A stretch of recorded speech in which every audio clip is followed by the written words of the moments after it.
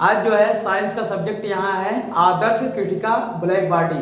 तो आपको black body बताने वाले हैं कि ब्लैक बॉडी क्या होता है, जो कि बहुत ही इंपॉर्टेंट टॉपिक है। तो आप देख रहे होंगे यहाँ जो है ब्लैक बॉडी है और इसको हिंदी में कृतिका कहा जाता है।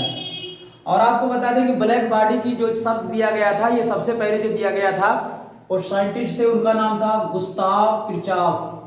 तो किरचॉफ जो थे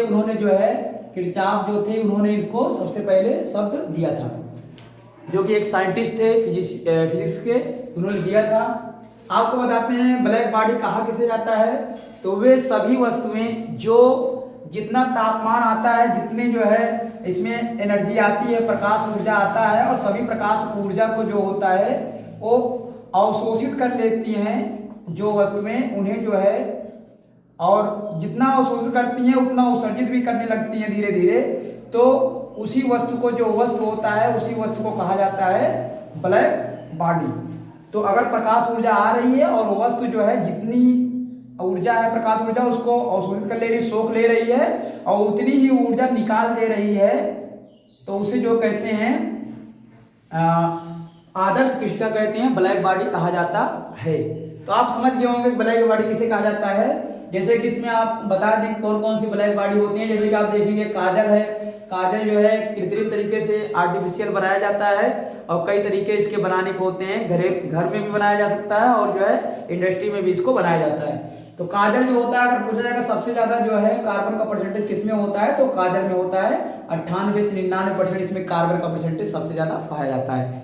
और बताएंगे इसमें कोयला की बात करेंगे। कोयला जो है 4 प्रकार का होता है। एंथ्रासाइट होता है, एंथ्रासाइट सबसे अच्छा कोयला माना जाता है। बिटुमिनस होता है, और पीट होता है, लिग्नाइट होता है, और जो पीट है वो सबसे निम्न क्वालिटी का कोयला होता है। एंथ्रासाइट सबसे अच्छा क्वालिटी कोयला होता है।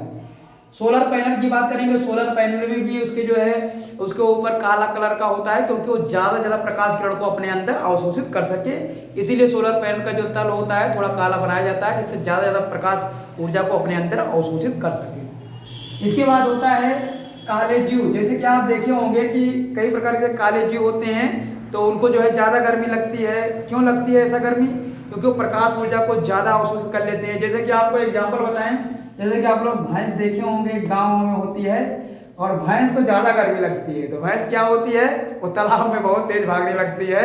अक्सर करके आप देखे होंगे जो है, तो भैंस को ज्यादा गर्मी क्यों लगती है, आपको पता लग गया होगा कि यहाँ किरचॉफ का नियम लग रहा है। जितनी एनर्जी आती है भैंसिया क्या करती है, सोख लेती है, अवशोषित कर लेती है, इसलिए इसको गर्मी ज्यादा लगने लगती है, और जो है इसको पानी की जरूरत ज्यादा पड़ती है, इसलिए तालाब में ज्यादा भागने लगती है। आप समझ गए होंगे क्यों इसको ज्यादा गर्मी लगती है। और आपको बता दें, जैसे अफ्रीका के लोग होते हैं, तो अफ्रीका कॉन्टिनेंट है, एक महाद्वीप है अफ्रीका। तो अफ्रीका में जो होते हैं ज्यादा सांवले लोग पाए जाते हैं, काले लोग पाए जाते हैं। ऐसा क्यों होता है? क्योंकि वहां से भूमध्य रेखा जो है गई रहती है, और भूमध्य रेखा में गर्मी बहुत ज्यादा पड़ती है जहां से गई होती है, तो इसलिए वहां के लोगों को भी ज्यादा गर्मी लगती है, क्योंकि जो त्वचा होगी, उनकी स्किन होगी, वो काली होगी, इसलिए उनको गर्मी ज्यादा लगता है, और इस तरह से उनके शरीर का रंग भी ज्यादा काला होता है। जैसे जैसे आप जाएंगे अंटार्कटिका के पास में, और उसके पास जो क्षेत्र है, जो देश है, वहाँ जो होता है, वहाँ इतनी गर्मी नहीं होती है, क्योंकि वहाँ भूमध्य रेखा वहाँ से नहीं गुजरती है, वहाँ ठंडी ज्यादा होती है, इसलिए स्किन का रंग क्या होता है, काला नहीं होता है। टायर को आपको बता दें, टायर को काला क्यों बनाया जाता है। टायर भी एक आदर्श कृतिका होती है। टायर को इसलिए, या ट्यूब होती है, उसको काला इसलिए बनाया जाता है क्योंकि जितना प्रकाश ऊर्जा को अवशोषित करे उतना प्रकाश ऊर्जा को निकाल भी दे टायर, जिससे वो दगेगा नहीं। अगर वो सभी को अवशोषित कर लेगा और निकाल नहीं पाएगा, अलग कलर का बनाया जाएगा, तो दब जाएगा जल्दी से, और बार बार टायर बदलना पड़ेगा। इसलिए जो है टायर और ट्यूब को काला बनाया जाता है कि जितनी ऊर्जा उसमें घर्षण द्वारा गर्मी आए, उतनी गर्मी को निकाल दिया जाए, इसलिए वो दब न पाए। बादल की बात करेंगे। बादल जब हो जाता है, कभी कभी गर्मी ज्यादा होने लगती है, क्योंकि बादल जो होता है उष्मा को अवशोषित कर लेता है, और उष्मा को अवशोषित कर लेता है, इसलिए वातावरण में जो है गर्मी ज्यादा कभी कभी होने लगती है बादल की वजह से, क्योंकि वो भी क्या करता है, वो भी काला कलर का होता है, तो वो उष्मा को अवशोषित कर लेता है, इसलिए वातावरण में गर्मी बढ़ जाती है। अब यहाँ उपयोग की बात देखेंगे कि जैसे जब काजल वगैरह है, तो काजल का उपयोग कहाँ कहाँ करते हैं, तो ये भी इंपॉर्टेंट है। जैसे स्याही बनाने में भी किया जाता है, और इसको जो है बहुत लोग लगाने में भी करते हैं इसको, और जो है इस तरह से जूता वगैरह पॉलिश करने में किया जाता है, और जो है टायर वगैरह बनाने में काजल का उपयोग किया जाता है। इसको बहुत उपयोग भी बहुत ज्यादा है। आपको यहाँ सबसे बढ़िया बात बताते हैं कि गर्मी में जो है, गर्मी में कपड़ा कैसा पहनना जो है अच्छा होता है।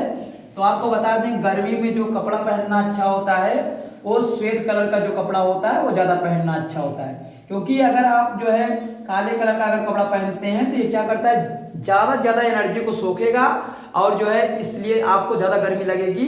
इसलिए गर्मी में जो है श्वेत कपड़ा पहना जाता है, क्योंकि श्वेत कपड़ा जो होता है ज़्यादा निकाल देता है गर्मी को और जो है परावर्तित कर देता है, इसलिए गर्मी नहीं लगती है। तो इसलिए गर्मी में जो है काले कपड़ा पहनना थोड़ा नुकसानदेह होता है और श्वेत कपड़ा पहनना अच्छा होता है। तो आशा करते हैं आपको वीडियो अच्छा लगा होगा। इस तरह देखते रहिए जिससे हम आप तक अच्छे वीडियो पहुंचा सकें।